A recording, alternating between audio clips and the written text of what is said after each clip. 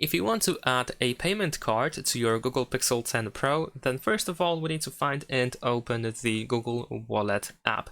If for some reason you don't have this app pre-installed on your phone, then we can open the Play Store.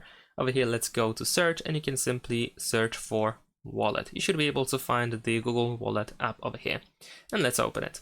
Now, if you open it for the first time, you'll have to press like View button over here or something. There will be a button in the middle of the screen or at the bottom of it, so that you can proceed to this page. And over here you can, for example, press Add Payment Card over here, or you can go to Add to Wallet in the bottom right corner, and then we have a payment card here.